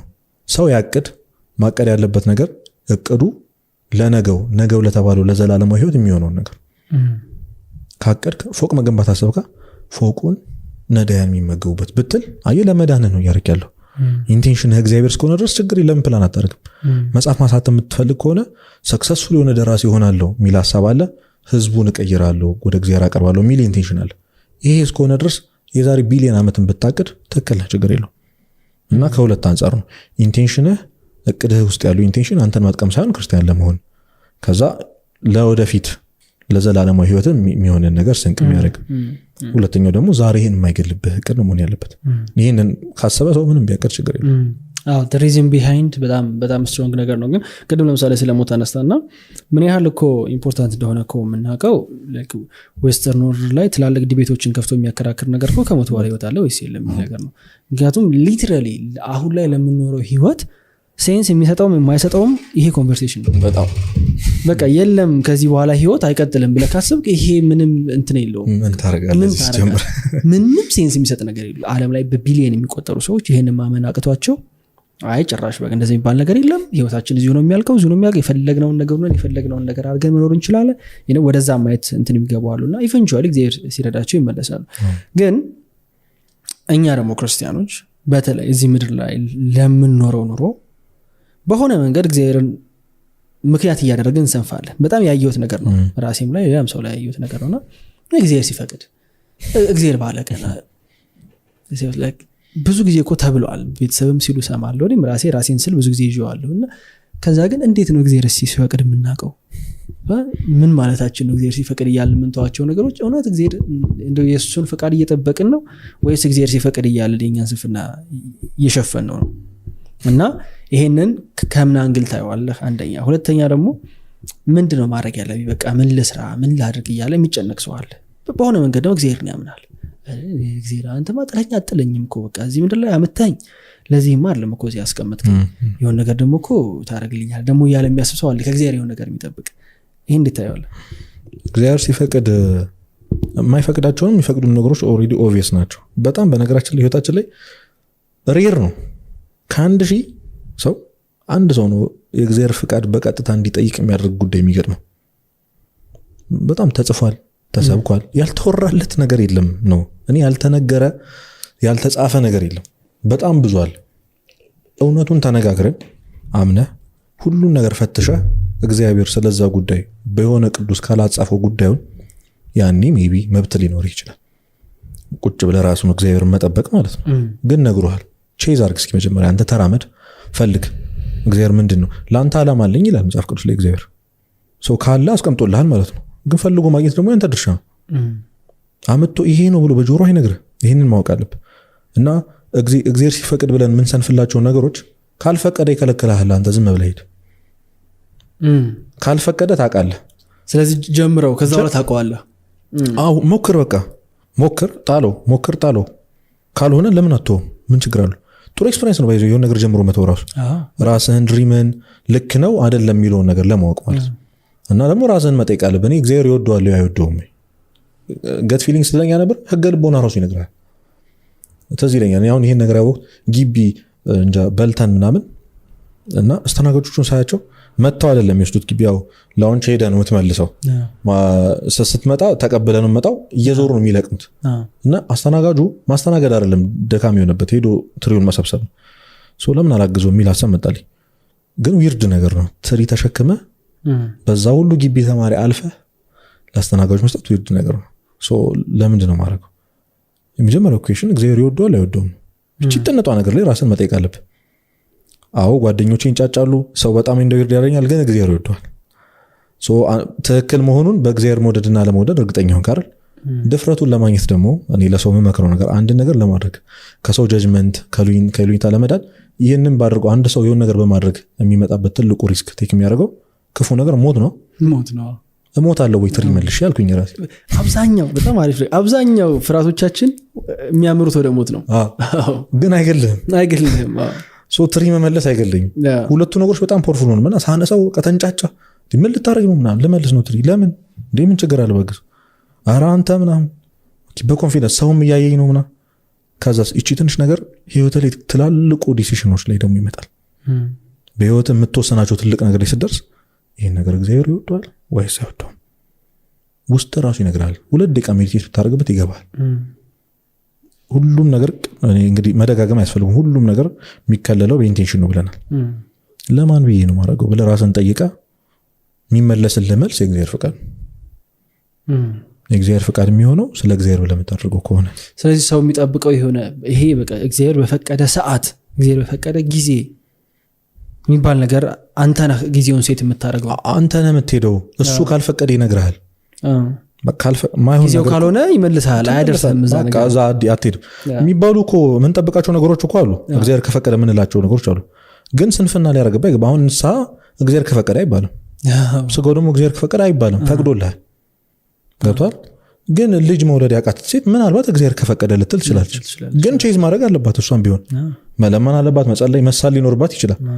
ሞክረ እስከ መጨረሻው አንተ ያቅምህን ሞክረ ነገሩ አይሳካና ያኔ እግዚአብሔርን ጊዜ ልጠብቅ ትችላለህ። ግን አንዳንዴ እንዴት ነው መሰለ በጣም ጊዜው ራሱ እኮ ሲቆይ ነገሩ አልመጣ ሲል እኮ እንደውም በጣም ቢዝነስ ላይ ሰክሰስፉል የሆኑ ሰዎችም በብዙ መንገድ የሚያስተምሩት ነገር ይሄ ነው። ደግሞ ሰክሰስፉል ሰዎች ወይም ደግሞ አስፈሪ የሚባሉ ሰዎች ምድር ላይ የሚያስፈልገውን ኢፈርት በሙሉ የሚያስገቡ ከዛ ግን ለመታገስ ፈቃደኛ የሆኑ ሰዎች ናቸው። ቶሎ እንዲመጣ ኤክስፔክት የማያደርጉ ቶሎ እንዲመጣ ኤክስፔክት የሚያደርግ ሰውን ያህል ነው የሚሰሩት። ከሚባለው በላይ ይሰራሉ፣ ግን ውጤቱን ቶሎ አይጠብቁት፣ የሚታገሱታል። እነዚህ ሰዎች በጣም አደገኞች ናቸው ይባላል። በጣም በዛ መሀል ነው እግዚአብሔርን እንደመጠበቅ በቃ የሚከስህ ነገር የለም። እግዚአብሔር ባይዘ ባስጠበቀ ልክ ነው የሚከስህ፣ በጠበቅከው ልክ ነው የሚከስህ ሲሰጥህ ማለት ነው። ልክ እንደዛው ነው በምድርም በሰማይም ነው የሚከስህ። በነገራችን አለማማረርህ የሰው ልጅ ትልቁ ፈተና ባይዘ እግዚአብሔርን ማማረሩ መውደቁ ነው። አሁን አባታቸው ነው ይበለጻል አቤት ወደ ፈተና አታግባን ይባላል አይደል? እና ቅዱስ ቄርሎስ ጉድጓድ አይኑር ብሎ መጸለይና ጉድጓድ ውስጥ አታግባኝ ብሎ መጸለይ ይለያያል። ወደ ፈተና አታግባኝ ማለት ፈተና አይኑር ማለት አይደለም። ፈተናው ይኑር፣ ግን ፈተናውን አልውደቅ። ፈተናውን መውደቅ ምንድነው ካልከኝ በመከራና በችግርህ ጊዜ እግዚአብሔር ማማረር። ከዛ ቅዱስ ጳውሎስ ሲከተልና 3 ደቂቃ ነው ያቸው ይላል። እሳት ውስጥ እኮ ገብተዋል ግን አላቃጠላቸውም። ገብርኤል ያዳናቸው እነዛ 3 ወጣቶች እሳት ውስጥ ገብተዋል ግን እሳቱ አላቃጠላቸው። መፈተንህ ምናምን ሁሉ ነገር ውስጥ ገብተህ እግዚአብሔርን አለማማረር ነው ከፈተና መውጣት ማለት። ፈተናን አለመውደቅ ማለት በመጠበቁት ስትሆን ራሱ እግዚአብሔርን በመጠበቁት ስትሆን እግዚአብሔር ያህል ቁጭ ብሎ እየሰማህ እኮ ነው። እንግዲህ የልብህን ጩኸት መቼም አትደብቀው። እግዚአብሔር ዝምታም ይጮሃል አንዳንድ ጊዜ እግዚአብሔርን ጭቅጭቅ አለማድረግ ራሱ። ሊቀ ነቢያት ሙሴ ህዝቡን ይዞ ከወጣ በኋላ ከፊት ለፊቱ የኤርትራ ባህር ከኋላው የፈርዖን ወታደር መጣበት። መሀል የተጨነቀ ህዝቡ ቅውጥ ያደርገዋል። አንተ ገደል ከተትከን የግብፅ ሽንኩርት ይሻለን ነበር ይሉታል። እሱ ግን ዝም አለ፣ ምንም አልተናገረም። እና እግዚአብሔር እንዳለው ታውቃለህ ሙሴ ሆይ ለምን ትጮህብኛለህ አለው። ዝምታው በጣም እንባ ዝምታ እግዚአብሔር ፊት በጣም ቫልዩብል ናቸው። እና በጸሎት ታግሳችሁ በተስፋ ጠብቁት ነው የሚለው ቅዱስ ጳውሎስ። በቃ እየጸናችሁ እየጸለያችሁ እግዚአብሔርን ጠብቁት። እና በዚህ ነው ፈቃዱን ምናምን የሚባሉ ነገሮች በቃ ይሄ ጉዳይ እግዚአብሔር ፍቃድ እንደሆነ አላውቅም። የምታውቅበት መንገድ ተቀምጦልሃል። መጽሐፍት አሉ፣ አባቶች አሉ፣ ጸሎት አለ፣ ሱባኤ አለ። አድርግ። እስከዛ ድረስ ሄደ የእውነት ተነጋግረን ራስን ሳትዋሽ እስከዛ ድረስ ከፒኩ ድረስ ማድረግ እስከምትችሉ ድረስ ሄደ። ዝም ካለ ያን ጊዜ መጠበቅ ጀምር። በቃ እግዚአብሔር ሲፈቅድ ይሆናል የሚባለው አንተ ይፈርተን ከጨረስክ በኋላ ብዙ ጊዜ ደግሞ ኤፈርት ተሳደርንባቸው የምላቸው ነገሮች 40% እንኳን ኤፈርቱን ያህል እዛ መንገድ ላይ እንኳን ራሳችን አናገኘው። ብዙ ጊዜ ሃምብል የሚያደርግህም እኮ ያ ነው። በጣም የሚጠርሰው የሚለፋ ሰው ምናምን ስታገኝ እንዴ መች ሰራለሁ ትላለህ። እና እኔ እንደው በጣም ኢጎይስቲክ መሆን አይሆንብኝና ግን አብዛኞቹ እዚህ ምድር ላይ የምንፈልጋቸው ነገሮች በእኛ ትግል ይመጣሉ እያስባለሁ። ማለት እኔ እንዴት ነው እግዚአብሔርን አንዳንዴ ምን ጠይቀው ነገር እንዲገጠመኝ እንዲሆንኩ ምናምን ብለን የምንጠይቀው ነገር በስራ በልፋት የሚመጣ ነገር ዝም ብዬ ብታገል የሆነ ሰዎችን በስልክ ባወራ የሆነ ቦታ ብሄድ የሆነ መጽሐፍ ባነብና ልመልሰው የምችለው ነገር ነው አብዛኛው ነገርና ያን ያህል የላይፍ ኤንዴዝ ጉዳይ አይደለም። የመጨረሻ ላርገውና ከዚህ በፊት በጣም ፋሲኔት ከሚያደርጉ ቶፒኮች መካከል ከዲያቆን በረከተም ጋር ስናወራበት ነበር ይሄን ነገርና ስለ ሰው ልጅ ክብር እያወራን ነበር። የሰው ልጅ ክብር እዚህ ምድር ላይ ሰፊ ቶፒክ ነው። በርግጥ ምን ያህል ነው የሰው ልጅ ክብር የሚለውን ሰፊ ቶፒክ ነው። ግን ብዙ ሰው ኦልሞስት ሁሉም ሰው ማለት ይቻላል ከሚያየውም ነገር አንጻር ራሱን ኮምፔር ከሚያደርግበትም ነገር ይሄ ይገባኛል እኮ እንዲህ አይነት ህይወት ነው የምኖረው እዚህ ጋር ነው የምደርሰው እንዴ ነገሌማ እንዲህ ይሆኑ እኔም እኮ እንዲህ መሆን አይቀርም ይላል። እንዳልከው ወልፔፐር ያደርገዋል፣ ቪዥን ቦርድ ያደርገዋል፣ ይለጥፈዋል፣ ይስለዋል ምናምና ቅድም ያልከው ምናልባት ያ ሰውዬ ከሆነ ጊዜ በኋላ የማይቀጥል ሰውም እኮ ሊሆን ይችላል። ግን አሁን ያለው ፍላጎቱ አሁን ያለው ያንን ነገር መመኘቱ ዛሬ ያለው ህይወት ላይ ደስተኛ እንዳይሆን ያደርገዋል። ብዙ መንገድ ክሪፕል እንዲያደርገው ስርስራ ጉዳይ ያስቀምጡ ያደርገዋልና እንዲህ አይነቱን ሲቹዌሽን ላይ ተዋለ። ቀደም እንዳልኩ ነው ነገን ማሰበ ዛሬን የሚገልብህ ከሆነ ብታገኘው ራሱ ጥሩ ነገር ይሆንልህ። ነገ ጥሩ አይሆንም። ራሱ ዛሬን የገደለ ነገር ጥሩ ሆኖ አያውቅም። ፕሬዘንቱን ያለ ሜቢ እኮ አንዳንድ ጊዜ ሰዎች ሲሉ ታውቃለህ በጣም ሀሰል አድርጌ ከቤተሰቦቼ ጋር ተጣልቼ ብዙ ነገር ሳክሪፋይስ አድርጌ ነው እዚህ ላይ የደረስኩት እና ሊል ይችላል። ባይደርስ ኖሮ የሚያወራው ታሪክ አልነበረውም እኮ እውነት እግዚአብሔር ረድቶት እኮ ነው ሰውዬ ቤተሰቡን ኢግኖር አድርጎ ቢሮ ሲያድርና ሲወደ የነበረው ሰውዬ ቤተሰቦቹ ሳይሞቱ አሁን ስለደረሰባቸው ነው እያወራ ያለው በነገራችን እንጂ ፕራውድ የሚያደርግ ታሪክ አይደለም። የእናቱን ስልክ ሳያነሳ ነገ እናቱ የሞተች ሰው ምንም ቢሊዮነር ቢሆን በምንም ታምር ስለ እናቱ ሜንሽን አያደርግም ስቶሪው ላይ። ገብቶሃል አይደለ?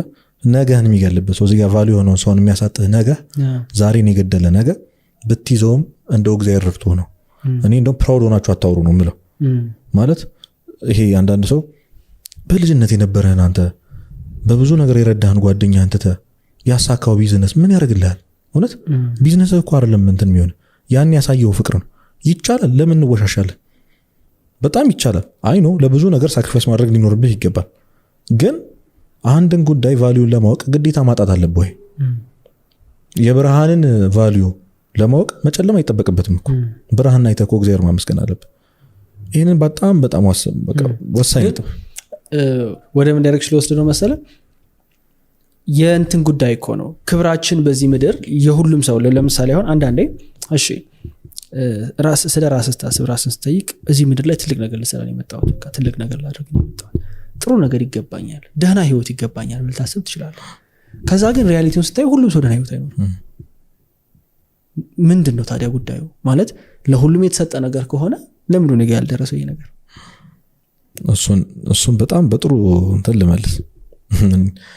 በምድር ላይ የኖሩ ሁለት ንጹሃን አሉ ኃጢአት ያለባቸው፣ ጌታችን መድኃኒታችን ኢየሱስ ክርስቶስና እመቤታችን። እነሱ የኖሩትን ላይፍ አይተዋል። ጌታ በምድር እያለ ንጹህ ሆኖ ምንም ኃጢአት የሌለበት ጌታ በምድር እያለ የኖረውን ህይወት አንተ ብትኖረው ይከብድህ ነበረ። ጓደኞች አልነበሩትም፣ ቤት አልነበረው፣ የሚቀይረው ልብስ አልነበረው፣ ተንከራታች ነበር እኮ ጌታችን። ገብቷል? አባቱ በ13 ዓመት ነው ያረፈበት ያሳደገው ቅዱስ ዮሴፍ። እሱ ኤክስፒሪየንስ ያደረገውን ነገር አንተ ኤክስፒሪየንስ ታደርገው ይከብድህ ነበር። እና ጌታ እንኳን የኖረው እንደዚህ ነው። አንተ ምንድን ነው ዲዘርቭ የምታደርገው? እመቤታችን በምድር እያለች ያልኖረችውን ህይወት ትመኛለህ? እውነት ዝም ብለህ ስታስበው እንዴት ነው ዲዘርቭ አደርጋለሁ ብሎ የሚያስበው? ይሄ እኮ በጣም ትልቅ ትዕቢት ነው። ክርስቶስ በምድር እያለ ያልኖረውን ህይወት መመኘት ትዕቢት ነው። አሁን ያለ ህይወት እንደውም ሃምብል ነው የሚያደርግ። በስማም ጌታ ሆይ እንዴ ነው የምትለው። የክርስቶስን አርብ ብታሳልፍ ክርስቶስ አይሁዶች እንዴት እንደሚጠሉት አንተ እነሱ የተፉበት መራቃቸው አንተ ላይ ቢጠፋ እንዴ ነው የምታማርረው እግዚአብሔርን ቀና ብለህ። ምንም እኮ ኮምፕሌን ማቅረብ አንችልም። ድሃ እንዳትል ካንተ በላይ ድሃ ሆኖ ኖሯል ክርስቶስ። ስለ ልብስ እንዳታማርር አንዲት ቀሚስ እሱም አብራው አደገች እስከ 30 ዓመቱ የሚቀየረው ስለሌለው እኮ እንዴ ክርስቶስ እኮ አዝኖ ለቀበሮች እንኳን ማደሪያ ጉድጓድ አላቸው የሰው ልጅ እኮ የሚያድርበት የለም ብሏል እኮ አዝኖ። የእውነቴን ነው የምልህ። እንዴ የሚበላውን እኮ ምመን ነበር እኮ የሚመጣለት። እሱ ባለው ንጽህና እንዲህ ከኖረ አንተ ባለ ኃጢአት እንዴት ልትኖር ነበር የሚገባ? እመቤታችን እኮ ጌታን ታቀፋ እኮ ነው ያን ሁሉ ስደት ያሳለፈችው። አንተ 3 ዓመት በግብጽ በረሃ ትሄዳለህ በእግርህ? እውነቱን ነጋገር ከተባለ ዲዘርቭ ከዛ በላይ ነበር የምናደርገውና ይህንን ማሰብ መጀመሪያ ሀምብል መሆን አለብህ። እንዲህ ይህን ጥያቄ የሚያነሳ ሰው ራሱ በቃ ልክ የእመቤታችን የክርስቶስን ህይወት ሲያይ አፉን ነው መዝጋት ያለበት። ይቅርታ ነው ማለት ያለበት። ኦኬ በቃ ለካ የእግዚአብሔር ቸርነት ነው ወዶኝ ነው ለካ ማድረግ ያለበት። ሁለተኛው በጣም ወሳኙ ነጥብ ይሁን ሰው ስለ ራሱ ሊኖረው የሚገባው አመለካከት ምንድን ነው? አዎ እኮ ሊገባህ ይችላል። ግን አንተ መስታወት ላይ የምታየውን ዮናስን አይደለም የምትወደው። አንተ ራስን የምታየው በእግዚአብሔር አይን በኩል ነው። አዎ ሰው ራሱን ማክበር አለበት። አዎ ሰው ራሱን መውደድ አለበት። አዎ ራሱን መውደዱ የሰውን ጥቅም መንካት የለበትም። ተባብለን ራሱን መካድ እኮ አለበት፣ ግን መውደድ አለበት፣ ማክበር አለበት። ያም ነው ከኃጢአት የሚጠብቀ። በነገራችን እኔ እኮ የንጉስ ልጅ ነኝ ማለት አለብህ የእግዚአብሔር ልጅ ስለሆንክ። ግን ማየት ያለብህ አንተ አቺቭ ባደረካቸውና ምድራዊ ነገር ቢያስካቸው ነገሮች ሳይሆን በእግዚአብሔር አይን ዮናስ እንዴት ነው? ዮናስ በጣም የሚያበራ ፍጥረት ነው። በነገራችን ላይ በእግዚአብሔር አይን ምህረት የሚገባው ጥሩ መኖር የሚገባው ፍጡር ነው። በራስ መተማመን ማለት ራስህ ክርስቶስ ነው። ኃይልን በሚሰጠኝ በክርስቶስ ሁሉን እችላለሁ የተባለው ራስህ ክርስቶስ ስለሆነ ነው። በአንተ አይደለም ሁሉም በሚያደርግልህ ከጀርባ በቆመ በእግዚአብሔር የምትተማመን። ያ ነው ወይ አስፔክትህ፣ ያ ነው ወይ ኢንቴንሽንህ። አንድ ቤስት ነገር ደግሞ ልንገር፣ እግዚአብሔር የወደደውን የመውደድ ግዴታ አለብህ።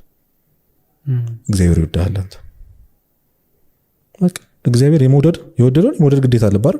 ሰውን ይወዳል፣ መውደድ አለበት ግዴታ። አንተንም እኮ ይወዳል። መጥላት አትችልም። ራስን መጥላት በጣም ኃጢአት ነው ነገራችን። እግዚአብሔር የወደደውን ነገር እንዲጠላል ደም እኮ ነው የተከፈለልህ። አንተ እስከ ሞት ሄዶልሃል። ፎር ግራንትድ መውሰድ እኮ ነው ለራስ እንደዚህ ታመለካከት። እንዴት ራስን ዓለማዊ ነገሮች ካሳኩ ሰዎች ጋር ራስን እንዴት ታወዳድራል? ጆርዳን ፒተርሰን ይላል ቡጋቲ ሲነዳ የምታየውን ሰው መኝታ ቤቱ ብትገባ ታለቅስለታለህ። ምን አይነት ሱስ ውስጥ እንደተያዘ ምን አይነት ኃጢአት ውስጥ እንዳለ አንተ አታውቅም።